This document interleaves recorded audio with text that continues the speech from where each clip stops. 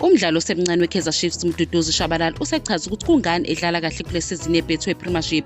UShabalala ube ngomunye wabadlali abenze kahle kuChiefs ngaphansi komqeqesho namava uNasruddin Nabo waseTunisia. Abanye abadlali abasebancane abenze kahle kule sizini kuWandile Duba, Mfundo Vilakazi noSamkelo Zwane. UShabalala useshaya amagoli amaningi kule sizini kunesizini edlule. Emidlalweni engu-15 kuyona yonke imiqhudelwano, lo mdlalo oneminyaka engu-21 ubudala useshaya amagoli amane futhi wenza abasiza ababili. Ngesizini edlule ushaya amagoli amabili kuphela waphinde wasiza elilodwa emidlalweni engu-21.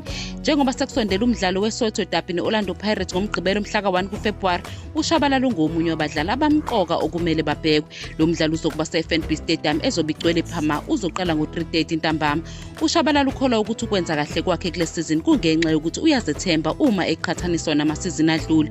Ubalulekile ukuthi akakugqizi iqakala ukugxekwa kwangaphandle noma amagama angamahle ngendlela adlala ngayo. Uthe ukuzethemba kubaluleke kakhulu empumelelweni yakhe futhi uyakholelwa kuyena kakhulu kunakuqala. Uphinde wagcizelela ukubaluleka kokuvimba iziphazamiso nokugxila ekwenzeni umsebenzi wakhe enkundleni.